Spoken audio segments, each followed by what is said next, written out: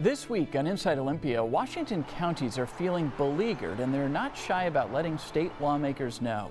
What's their beef and why is the situation reaching a tipping point now? We'll talk with county officials to find out.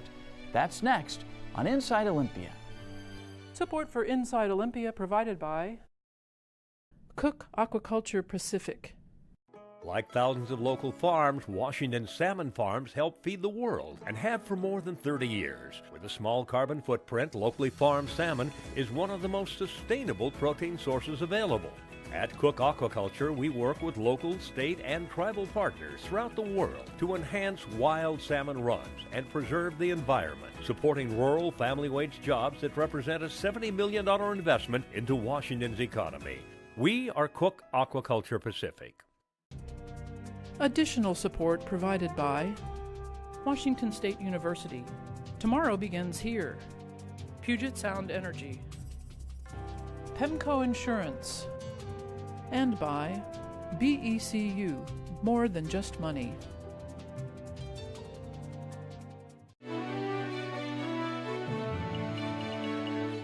From the TVW studio, it's Inside Olympia with host Austin Jenkins. And welcome to Inside Olympia. Tensions between different branches of government and between local, state, and federal governments are not uncommon. But lately, the tension between counties in Washington and the state legislature have flared up. At issue are laws the legislature passes that come with costs to counties, also known as unfunded mandates. Counties are so exercised over this, they're considering whether to sue the state. Joining me now to discuss this is Eric Johnson, Executive Director of the Washington Association of Counties, and Lincoln County Commissioner Scott Hutsell, who also serves as chair of the Washington State Public Works Board. Welcome both of you to Inside Olympia. Great, thank you. Good to see you. Before we begin, here's some background on Washington counties and their frustration with the state. Washington, for context, has 39 counties, ranging in population from just over 2,000 residents in Garfield County to over 2 million people in King County. Counties rely on property taxes for 67% of their funding. In comparison, state government gets 12% of its revenue from property taxes, and cities get 32%. On average, county governments spend 75% of their budgets on justice and public safety. That's police, courts, jails, firefighters, emergency medical response. Counties just fought a largely losing battle with the state legislature over funding. In a biting series of tweets and Facebook posts on March 8th, the final day of the 2018 session, counties took the legislature to task for failing to pay for services, many of them new mandates that the state requires counties to provide. Counties faulted the legislature for failing to cover the true costs of running local elections, and they maintained that a bill approved this year allowing same-day registration for voters will cost counties $500,000 a year. That's the equivalent of hiring 7 sheriff's deputies. They say that state funding for indigent defense falls far short of what other states provide and results in unequal justice across the state. And counties tweeted that the legislature failed to pay for bills it passed, giving pension benefit increases to retirees and making it easier for police and firefighters to get industrial insurance for PTSD, thus leaving counties to shoulder those costs. So with that bit of background, let me ask the question, how long has this issue, this concern about unfunded mandates been simmering, and why does it suddenly seem like it's out in front and you guys are taking a very offensive approach on this topic?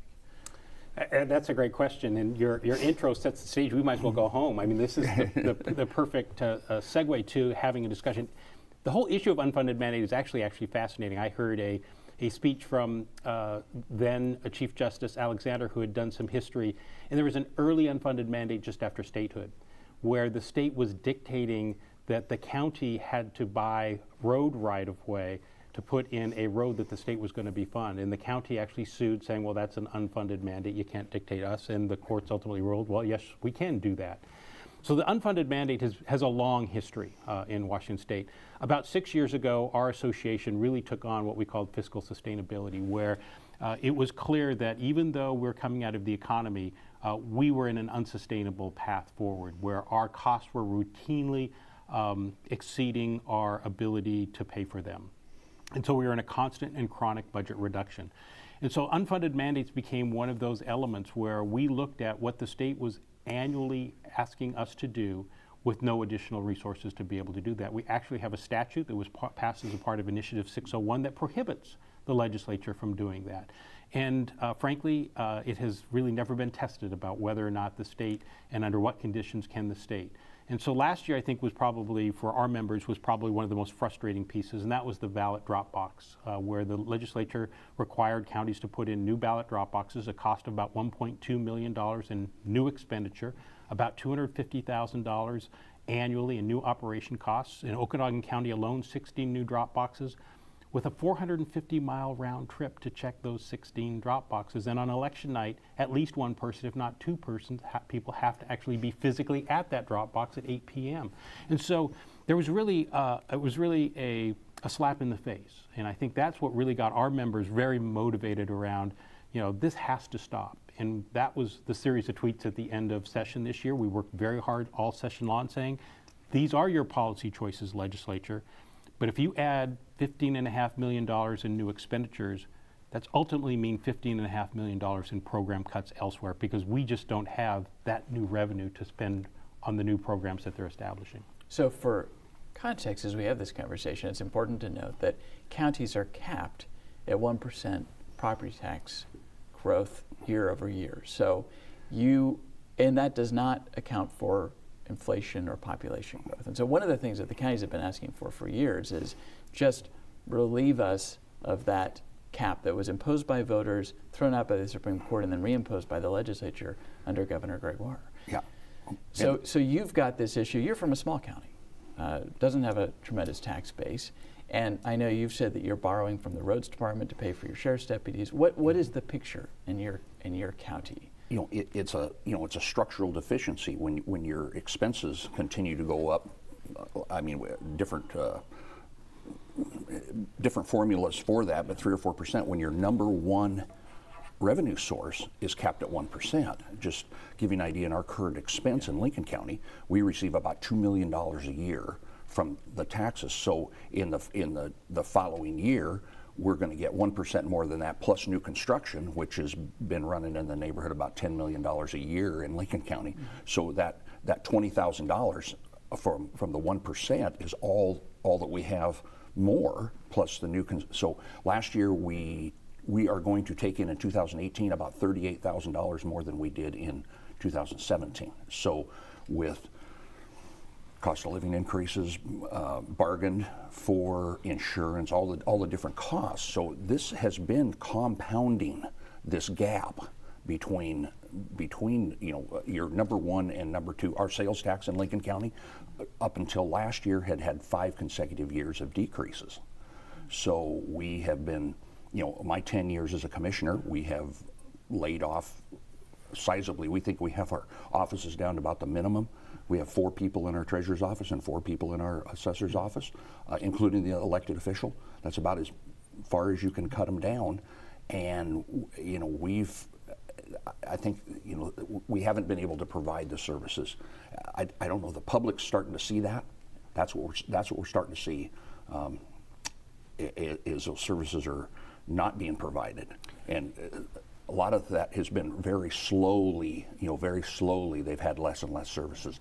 Now they're starting to talk about it. Sorry to notice. Yeah, your point in the introduction really points why property tax is so important to county government in comparison to cities and the state, where it's in that 67% across the 39 counties of our total tax collection is property tax based, compared to 32 and 12% for the cities and the state. And the state's got more now with McCleary. I want to be clear about that because of the property tax swap that they did.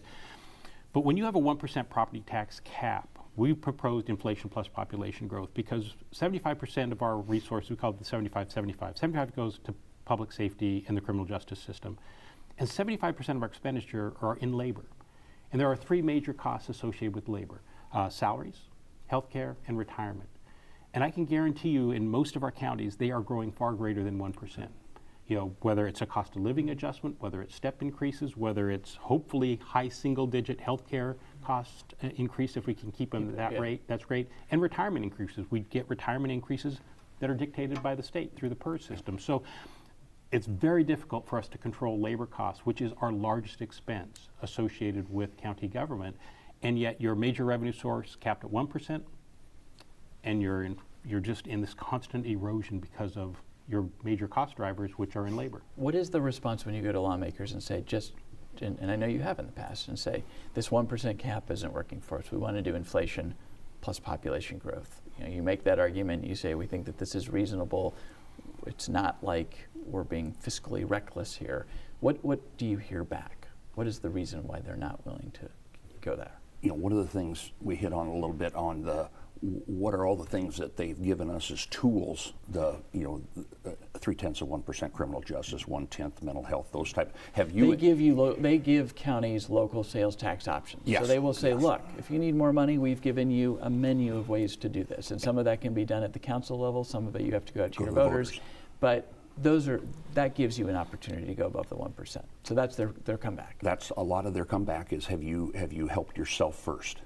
And we in a lot of areas, we have. I mean, lots and lots of counties have done those things. But still, if your number one source of income is capped at that, it isn't like your sales taxes. When that's capped, it will eventually structurally go the other way. I mean, and that's what has been happening now for the last 10, 12 years. So you're saying you can raise the sales tax, and for instance, your county has done the 0.3% for criminal justice. Correct. That was a voter-approved measure. Correct. But you're saying that you can raise that, but you're still overall losing ground because of the property taxes, the biggest source of funding, and you're losing ground year over year on that. The other thing that most of these new revenue sources have to pay for new programs and services. We're not asking for new programs and services. We're asking for the ability to still run the base services of providing indigent defense services that are constitutionally required, and the state has, in fact, abrogated its responsibility and said, counties, you have to pay for that. That's $300 million a biennium. The state contributes less than 5% of those resources. It's grown 54% since 2008.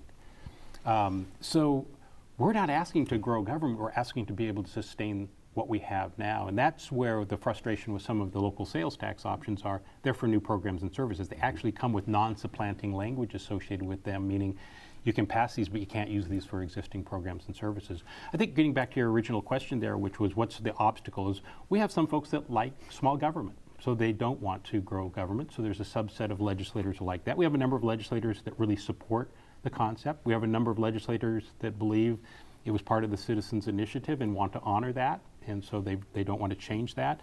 So there's a variety of reasons. Use local tools. We have the possibility to go to a levy lid lift in property tax. That probably was practical, but since the levy shift in the raise of property tax, asking us right now, which we're seeing right now, to suggest we're going to go out to the voters for property tax increases at the county level is probably politically not practical. Because what you're saying is you can get around the 1% with the approval of your voters. Right. So you mentioned the ballot drop boxes as perhaps the straw that broke the camel's back. The issue there is not that the state was mandating more ballot boxes. What the issue was that the funding to pay for them and the staff perhaps to have to go check them and get those ballots was not there. What are some other examples? I know I mentioned indigent defense, for instance, that Washington State is unique and among the lowest states in terms of state contributions to that required and mandated constitutional service. Correct. One of the things too, back to the unfunded mandate discussion, is we talk about underfunded mandates. This is indigent defense. We do get a little bit of money for the state. It's $150 million a year expense to the counties, and we get about $6 million to do that. And there's many, many more of those that are. We get a new program. We get some resources for that program, but not enough. And then we end up locally trying to make up the difference to keep those programs alive. So they're like an underfunded mandate. So that and indigent defense is the one that has really kind of risen to the top because it affects all 39 counties. Sometimes some of these issues are more prevalent in the larger counties or east or west or whichever, but indigent defense is a huge piece and growing. We had some of those numbers from 15, but this thing, I know in Lincoln County, this thing is growing like exponentially. It's getting just huge. So some relief on that. We believe that it's, we are an arm of the state.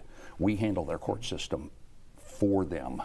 And so indigent defense is becoming a big, huge cost to us, has been and growing a bunch.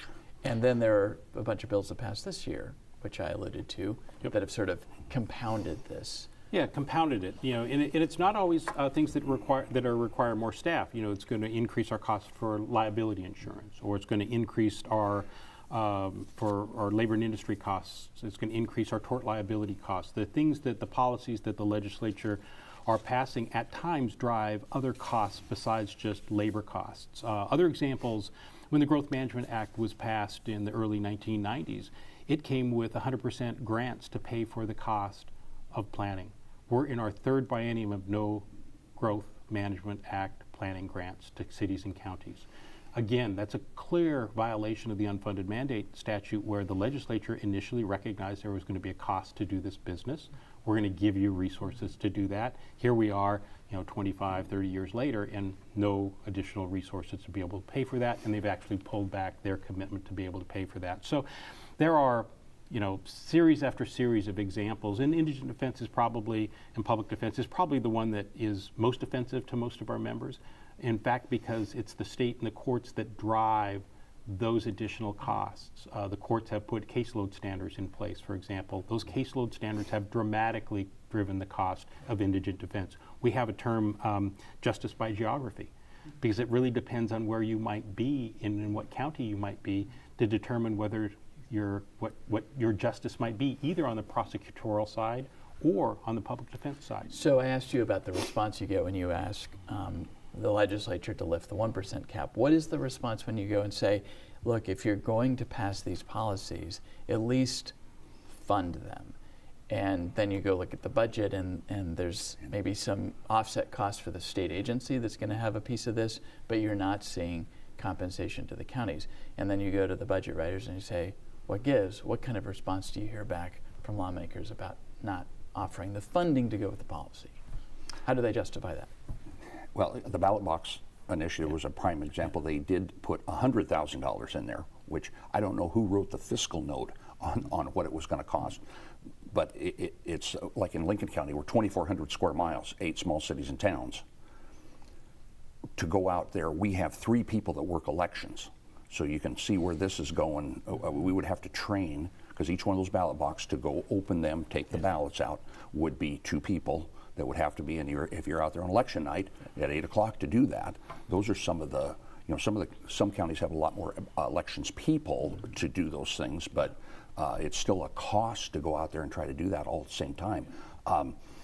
What do they say when we come back? They know counties will figure this out. We are sometimes our own worst enemy, because we at counties figure out how to get the job done, and we have, and with less resources, we continue to get the job done. But it is coming to a point now, and we're seeing it in all sorts of sizes of counties, that we just can't do that anymore. Yeah, I think that's the point is, I think, directly answer your question, I think the response we sometimes get is that you'll figure it out, which we have proven that that's generally true. We have a lot of champions, though, that are in the caucuses standing up to say, we can't do this, we cannot continue to do this, in both caucuses. And there were a lot of bills that didn't move out of the majority caucus because we had champions standing up. It could have been a lot worse. At one time, we were probably in excess of $25 to $40 million in new expenditures that would have been driven down to county government. So we had a lot of champions associated with that.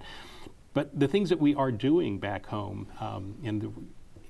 which is somewhat budget gimmicks, just like they're doing here in Olympia from time to time, we're transferring twice as much money from our road fund to our county general fund now, statutorily legal, than we were in 2008. We've gone from about $30 million to almost $65 million in what we call road fund shift or diversion, legally doing that. But that has a tremendous then impact onto our transportation system. The counties operate half of the road system and half the bridges in the state of Washington. Clearly our daily traffic count is less, but it's a significant infrastructure, and we are slowly deferring the maintenance and upkeep of a road system so we can keep deputies on the road, so we can pay for ballot drop boxes, so we can pay for the initiatives that the legislature are in fact doing. So So it's a zero-sum game for county government. When you add new costs in, we generally are seeing something happening on the other end. You know, sheriff cars that used to be replaced at 100,000 miles are probably going 150,000 miles now. IT system equipment, deferred maintenance on capital improvement and building projects. All those types of things are the things that we're not doing to meet our ongoing obligations. So I want to talk to you about the posture that the association has taken recently and the talk of potential litigation, but let me step back and just ask you about the politics of this. You know, the 1% cap was a Tim Eyman initiative. As I noted, it was overturned by the Supreme Court. The legislature, I was here, rushed back in a special session and reimposed it. You've talked about the interest in keeping government small. It's a Republican principle. Many of the county commissioners are Republicans, represent pretty conservative counties. I mean, if you look across the counties, most of them are red. It's the big ones that are blue and decide a lot of these statewide elections. So help me understand that seeming contradiction almost, that it might have been many of your voters, for instance, who supported that 1% cap. You've got Democrats in charge who are passing these, at the moment, unfunded mandates or underfunded mandates, and yet it was Tim Eyman who brought the 1%. And let's help kind of unravel all of that and where this falls sort of along the political fault lines. I think in Eastern Washington, especially the 1% was a check for government to control. That's how I always looked at it. And early on, I think it has done a lot of that. I think it's made us better. But I think the long-term implications are something that I don't know that the voters really understood at that time. I mean, it was, we're gonna limit the people. We're not gonna get this amount of money to do these things. But as this exponentially, if you would have gone back to let's say Lincoln County or small county and looked at where the property tax revenues were at that time, and where there was up to the 6% or wherever, and then it's the gap that we've lost in that period of time is what.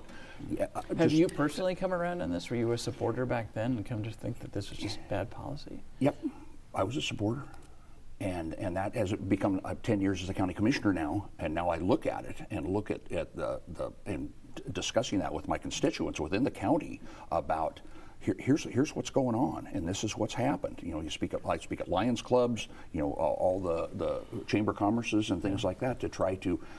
Do I get a sympathetic ear? Sometimes. Of course, I've been there 10 years now. You hope after a period of time as a politician you gain some trust with people that they actually listen to you and do those things. Not that we're out there trying to raise a bunch of taxes. Our 0.3% that we went to the voters with, that was a big step for the county commissioners to even put that on the ballot. We went out and got resolutions from all the cities before we did that. We got them on board because they share in that to help with the police work and the things in their little cities. So and the citizens they understood that. They understood we actually we used to get some meth money from the state. They called it meth money, and it was in programs for certain counties to do that. And then that was a great program for us. It provided what we called a drug deputy and a deputy prosecutor to help on drug-related property crimes. I mean, that's really how that works. Well, when that money went away, we started seeing, this has been 2 or 3 years ago, what did we see? Property crimes trying to go up. The sheriff linked that to a lot of the drug issues that we have. So that was one of the pieces. You want us to do that? Here's what we're going to do with the 0.3%. That we're going to tackle that particular. We're going to build a budget around it. You're going to hold us accountable for the tax money that you're going to pay to make this program work. So right. But it wasn't an easy sell. Yeah, the property tax cap politically is an interesting, real challenging issue. As you indicated, it was a Democrat governor, House and Senate in 2007 that reimposed Initiative 747 to put that cap in place, with always the promise that we'll come back and deal with it, because they recognize that the cap really, if you want to talk about who's checked in revenue, it's county government that got checked in revenue. It was not the cities, and it was not the state that got checked in revenue. The revenue for the state of Washington has grown, probably 5 times that of county government over the same period of time, because our revenue really is checked with property tax. So it's had an intended consequence on governmental revenue for one entity, and that's county government. And so that's the message that we continue to be delivering. For us, primarily, though, this is about local control. This is about how does a Lincoln County Commissioner or a King County Council member have a conversation with their community about property tax. We're asking for a new cap. We think it's a very logical property tax cap, inflation plus population growth, the things that are our cost drivers. And then let that local county legislative authority have that conversation with their community to determine whether or not they should even go up to that cap. We have about a third of our counties that have what we call bank capacity, meaning they're not already even taking the 1%.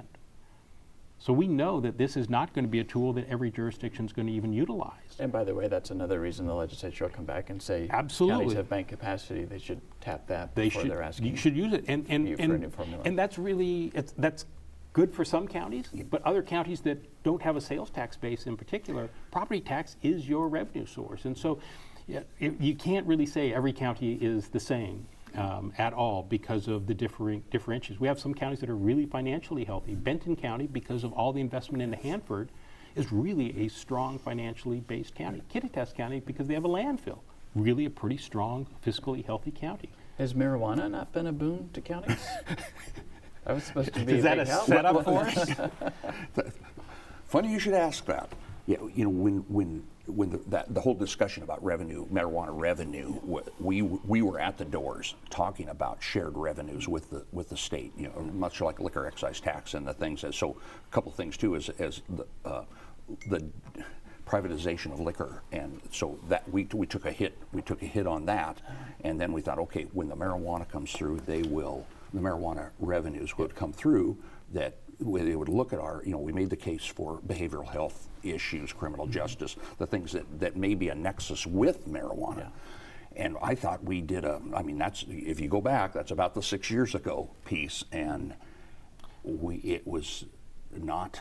So just to give you the numbers, the state will collect nearly $750 million this biennium in marijuana revenue. They will share 2.4%, or about $18 million, with county government spread across the counties that allow it. Because many counties. There's about half a dozen counties that have banned it in the unincorporated area. So that was probably, you know, another big slap in the face, that this was new revenue, where the most of the impacts are going to be felt by the communities, whether it's the cities or counties, and they simply took virtually all of those resources. As I said, 2.4% is what's coming to county government this biennium. And they kept it all for themselves. And the bulk of that money that we're receiving is coming into our drug and alcohol program and our public health programs for prevention and awareness. So it's an interesting. That's the bulk of the money we get. And it's earmarked, so you don't have a lot of flexibility. Don't have the flexibility. Is there a particular example you give from your county, Lincoln County, that highlights this issue of the eroding, you know, source of funding and the hard decisions you guys have had to make as a county commissioner over the last decade? Actually, two. One has been with our staff, as we have decreased people down to where we believe we have the minimums. I mean, you walk into the Lincoln County Treasurer's Office, the Lincoln County Assessor's Office, there's 4 people in there, including the elected. That's one of them. I think the other one is we have 2,400 square miles. We have the 3rd most county roads in the state of Washington. Those the traffic policing piece is a huge piece. When you look at we contract with all but 2 of the cities in Lincoln County for that enforcement. In trying to provide that over that large of a geographic area, even though our population is small, there's a lot. We have, Grant County, Spokane County, Stevens County, Adams County surrounding. So there's the influence of larger counties around us. So that's been trying to maintain that our police force, our presence out there, has probably been the biggest impact. That we battle and battle and battle. You never need a police officer until you need one. And I mean, our guys do a terrific job, but that is, we talk about who has 24-hour police coverage. And there's many cover, and I hate to bring this all out, but Lincoln County, in the middle of the night, we've got our dispatch and corrections people up there, one running 911 and then the jail, and that's who we have. And there are a number of counties that don't have. Yeah, we have 13 counties without 24 law enforcement coverage. We don't tell you what 13 those are, but yeah, we have 13 counties without 24/7 law enforcement coverage. We have counties where the sheriff, where the 911 dispatcher and the jailer is one and the same person. We're managing on the edge of risk, I think, at this point. And I think that's this kind of silent crisis that we are attempting to avoid in trying to make sure that we can, in fact, have the resources necessary to provide these basic functions of government that are, necessary for public health and public safety, so we can conduct elections, assess property tax, collect property tax. We do the entire system on behalf of the state. That these are constitutional responsibilities, not necessarily nice to have. These are the core of government. So it was kind of bold to start, tweeting at the legislature in the final day and going on Facebook and taking kind of an aggressive stance about all the ways that they failed in the county, in the mind of the counties, the eye of the counties. But now there's actually, you have formed a litigation program within the association. You are meeting regularly to talk about whether to actually sue the state over this. I would imagine this is no small thing for an association that is generally trying to get along well. And what I think I'm detecting is that you've tried for many years to work with the legislature, plead your case, and maybe the nice guy routine is done with. Commissioner? I think you said it well, and that's, I think we've exhausted most of we have great relations with the legislators, all of in counties. We serve the same people. We do those things, but we've talked about the 1%. We continue to talk about don't put things on us without resources to do that, and it continues. So it's just on and on and on. So we finally last year we had been talking about it for quite some time, and it's okay. Let's see if the membership will bring some resources to the game, and they all voted unanimously to do that, to research this. We are tiptoeing into this we have two committees looking at different strategies and things like that we've had a lot of speakers come talk to us about this. Is it the right thing? Is it the wrong thing? How would you do it? Different things like that. So we had finally had enough. That we're going to, I don't know if the threat of this, we watched that the legislature really reacts to emergencies and McCleary. So litigation and emergencies seem to pop up. So, short of creating an emergency, we need to get their attention. And so how do we do that in a respectful way also, but that, sometimes we don't feel like we're being listened to, and that's really the gist of it, that maybe this is a way to do that. So I know the counties, get to decide this. You're running the association, you'll do what they decide, but where is the association and its members in the process of contemplating litigation? Well, we are, I would say the members are pragmatically moving through this discussion. They have walked to the edge, I would say, the last 3 or 4 years, and have had really ranging discussions, from the discussion of civil disobedience. Are there certain things that we simply will no longer do because we cannot afford to do it? And they don't want to break their oath of office. At the same time, and I might add, maybe one of our tweets, we don't think they just failed the counties, they failed the citizens of the counties. Ultimately, that's, I think, our view, is they're failing the citizens of the counties because they're making their local elected officials make budget reductions locally because of decisions they are making here in Olympia. And so they really are failing the citizens when they go home talking about all these new programs. That's great, but if the program doesn't come with resources, it's not a good policy. And so we really are trying to figure out a way to advance our policy agenda, which really is around fiscal sustainability. And how do we use potentially litigation to advance that policy agenda, both on our constitutional issues, for example, indigent defense. Is it the state's responsibility? The U.S. Supreme Court said, states, you do this. It doesn't say you can delegate that to counties. It doesn't say counties do that. It says, state, you're responsible for that. That's $300 million a biennium that the state has pushed down to county government. We have an unfunded mandate statute passed by the citizens as part of Initiative 601. No one's holding them accountable. Our members are saying, if they're not going to hold themselves accountable for that statute, then maybe we should have the courts hold them accountable for. So our members are looking very pragmatically around, should we do this?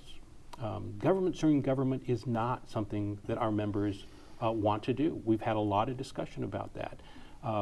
We also have had a lot of discussion about the fact that our counties themselves don't enjoy getting sued. So why would we want to become a litigant? And so it's a changing nature potentially for the association. But I will tell you, I think they feel backed into a corner with no other option at this point, because the definition for what was Einstein is doing the same thing over and over with expecting different results. For 6 straight years, we've been having this discussion without seeing any different results. And so I think they have come to the conclusion, let's look to see if this is viable or appropriate. And how far away do you think a decision is at this point? I think the board of our board in May, in partnership with our legislative steering committee, in partnership with our other independent elected officials, including prosecuting attorneys, will seriously be prepared to decide, are we going to proceed this year in 2018 with litigation or not? And would you be a yes vote on that at this point? Through the meetings that we've had with the 2 committees, it has been a real eye opener for a lot of commissioners on what does this really mean. At the end of the session, you're all, well, we're gonna go show them. We'll show. But when you really step out and look at all the different pieces, it's like, would it have to be the right one? I mean, we've talked about vetting processes, all the different things. What would we look at? How does the membership, a whole deal before we would go that way? How would we engage the whole membership along with our partners? With the, we have a courthouse family. It isn't just the county commissioners. I mean, there's all the other electeds that are there. All share in this too. So. The right litigation, I would be in favor of. I think.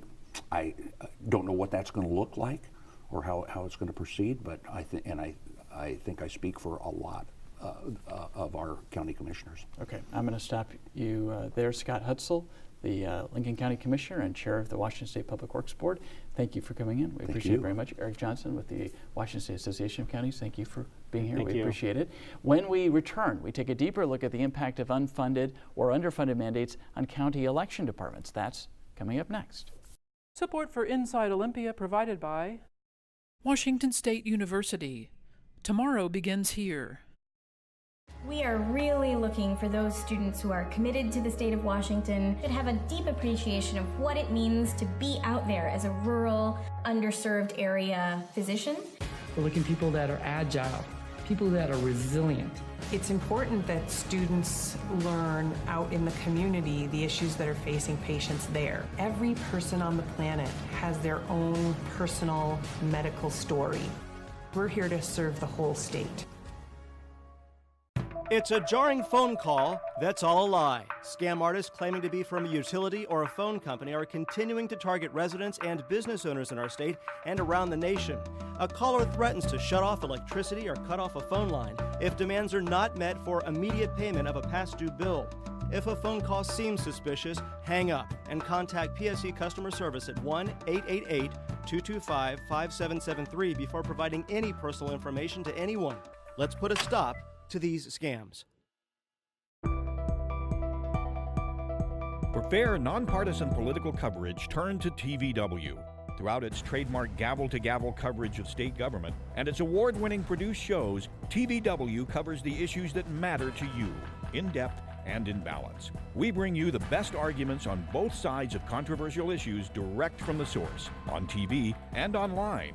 For balanced political coverage, turn to TVW. And welcome back to Inside Olympia. This week we are exploring the tension between Washington's 39 counties and the state.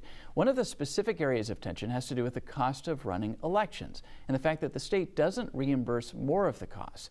Joining me now to discuss this is Chelan County Auditor Skip Moore. Welcome to the program and thanks for making the trip over. Certainly, thank you for having me. So here you are in a geographically large county in the central part of the state.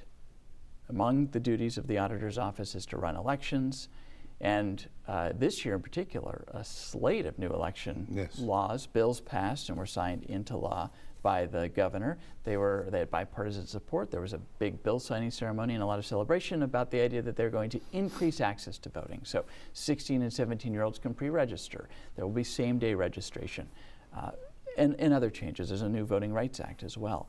The question then becomes, is there funding to go with that? How does this play out at the local level as you now need to start to implement those? And what does that start to look like? So let's begin with that. The 2018 election year, they're celebrating the passage of these. Are you sweating bullets about how to implement them? Well, we certainly are concerned about how to implement them and to maintain our process and the integrity of our election system.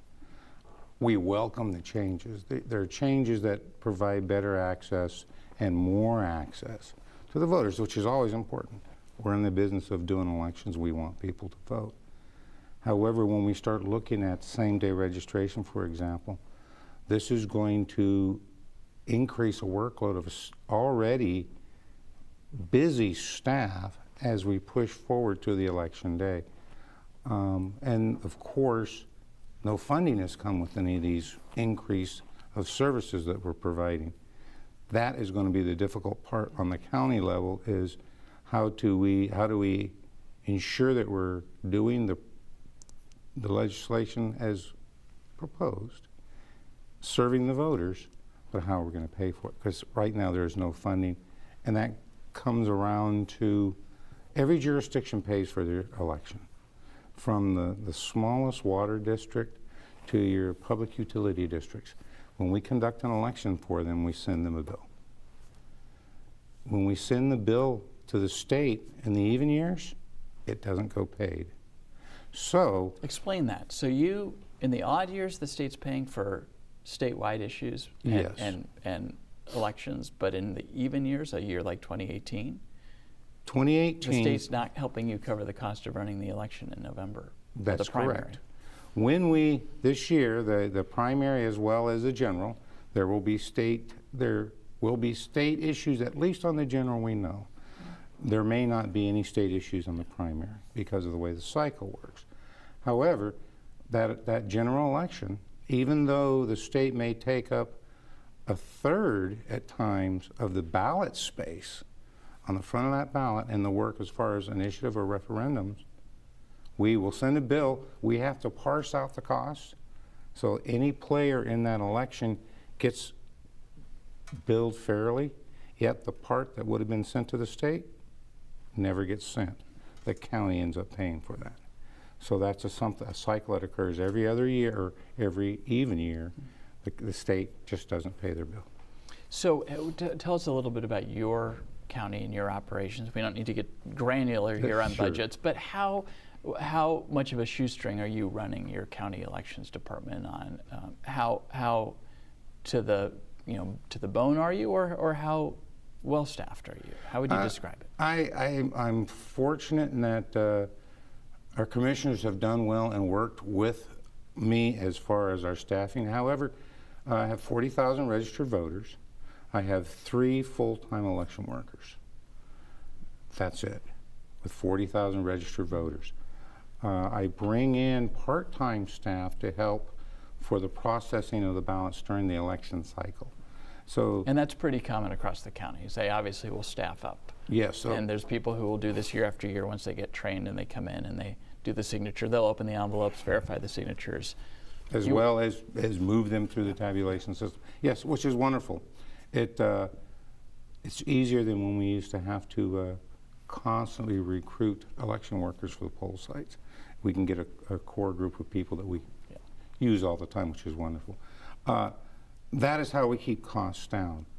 However, with the same-day registration, I'm not sure how I'm going to staff that, because on election day, that's when everything's coming together. You're trying to get your results out, you're doing your tabulation, and then we're going to add on top of that. Somebody coming in saying, I want to register to vote today. Yes. And not only are we going to register them, Figure out what provide them precinct with they're the in, ballot. make sure they get the right ballot, let them vote. You don't have to count it that night. You could, I think Secretary Kim Wyman was on the program last week and said those can be set aside and you can do the verifications. But you're just saying even if a few people walk in that day and ask for it, you think that on your 3-member staff on election day, that sounds like a burden. It will be a burden, and it'll end up, and if I were to staff up for that, I can't add the cost. Even if I add the cost into the cost of the election, the state won't pay it. So I will lose off the top a third of the cost of that election will not be reimbursed, even though I've had to do more to conduct it. What was the impact? We talked in the first half of the program about the mandate to expand the number of drop boxes in counties. Across the state, it was brutal, and there are still counties struggling trying to implement that. How did it play out in your county?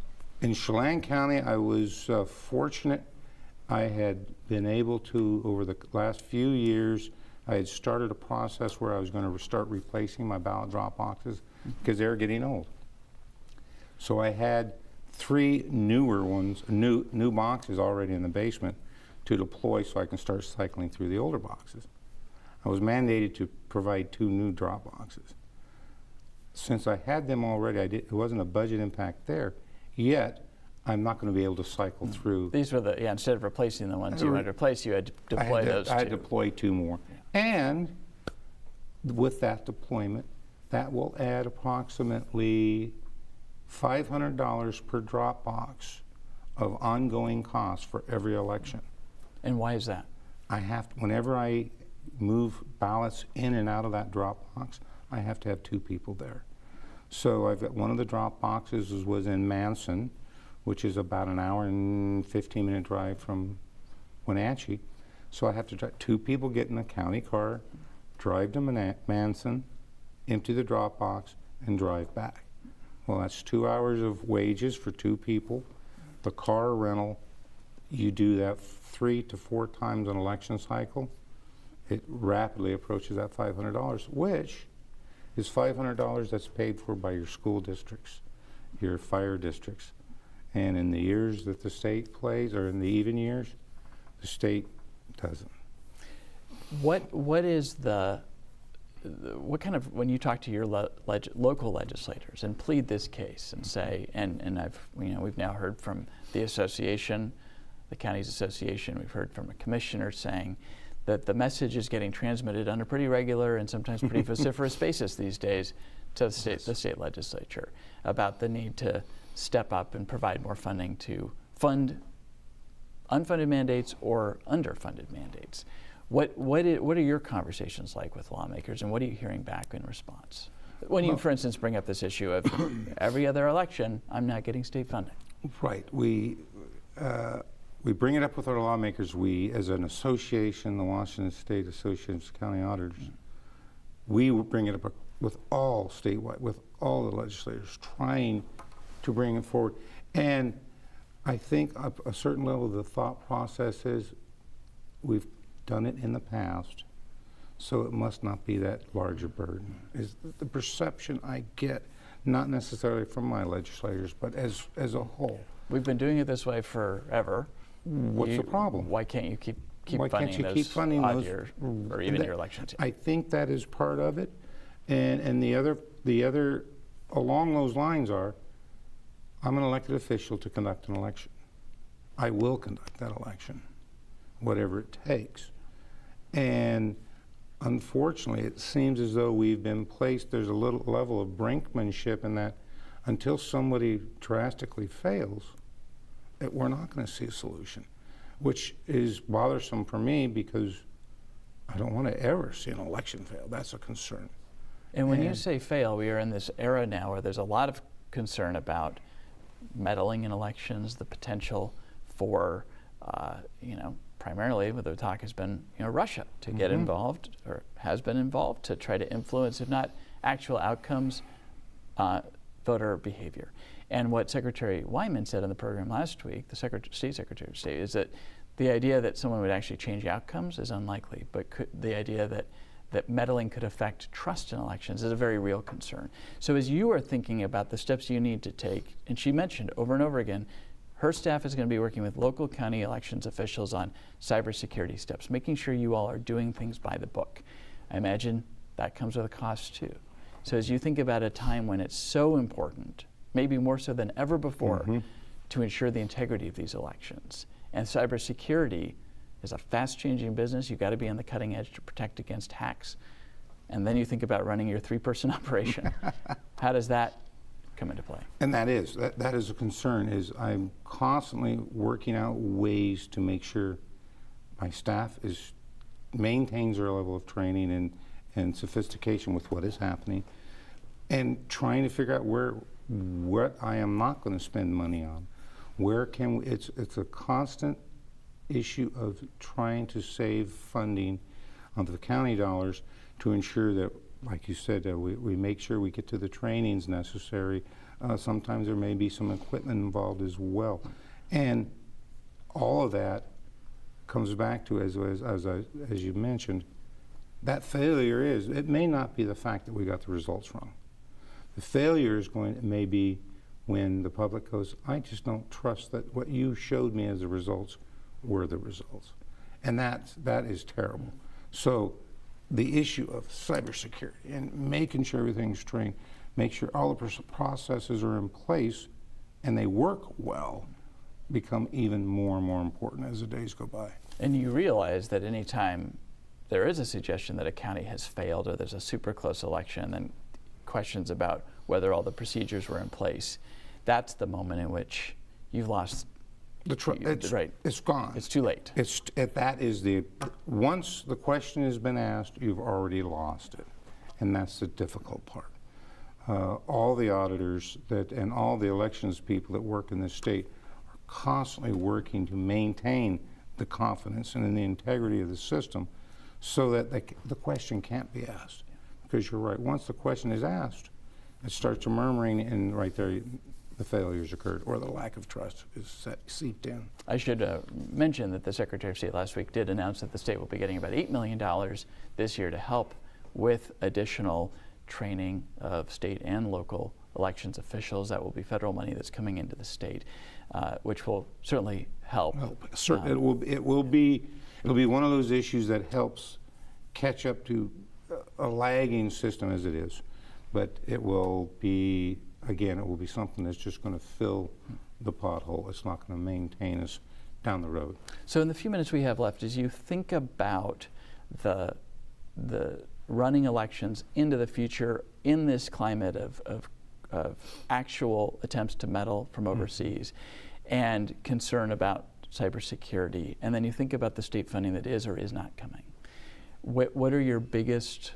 concerns? What are the warnings you are issuing to the state and state legislators in particular who have the potential to give more money towards this in the future? What's your main message? The main message here is we will get the job done, and we will do elections as they need to be conducted based upon the rules set forward for us.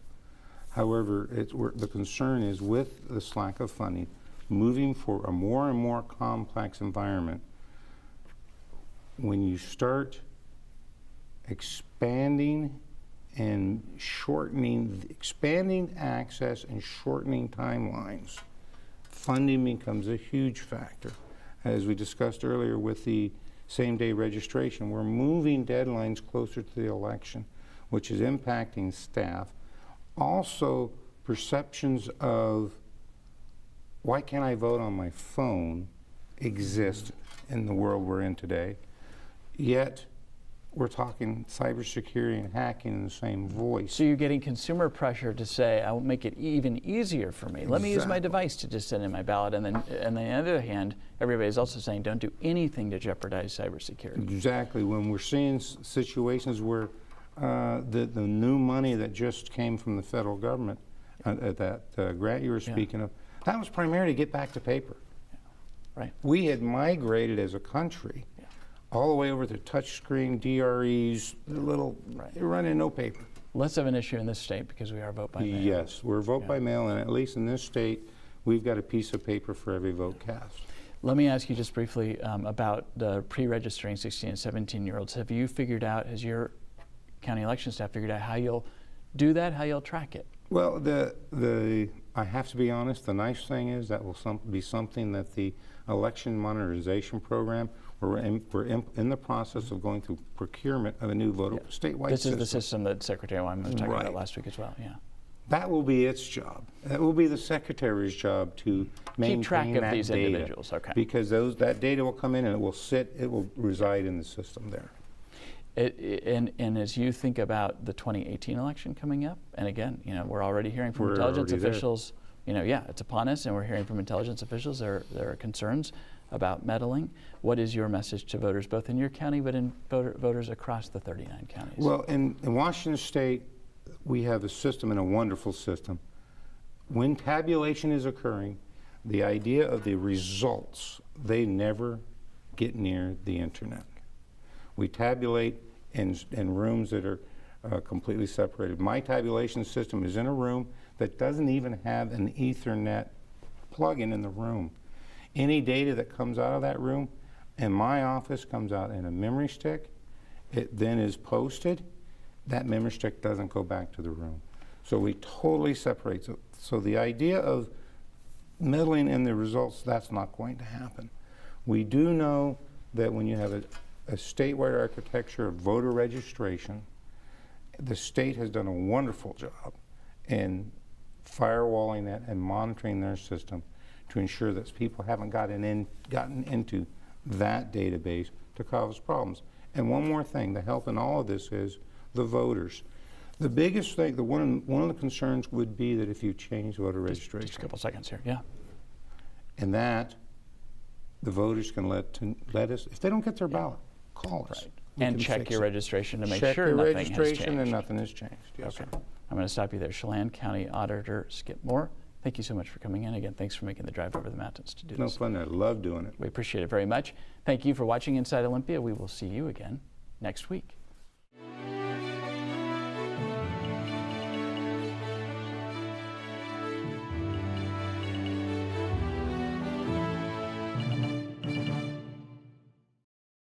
Support for Inside Olympia provided by PEMCO Insurance.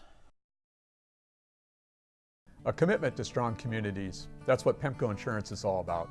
Since 1949, from Linden to Longview, Walla Walla to West Seattle, we put our members first, making sure we give back so we can all move ahead. Whether it's providing a chance for those who might not otherwise have one, or supporting TVW to help improve our corner of the world, PEMCO cares about the same things you do. We believe in TVW's mission and in transparent government because informed citizens benefit all of us. Additional support provided by Washington State University. Tomorrow begins here. Cook Aquaculture Pacific. PEMCO Insurance. And by BECU, more than just money.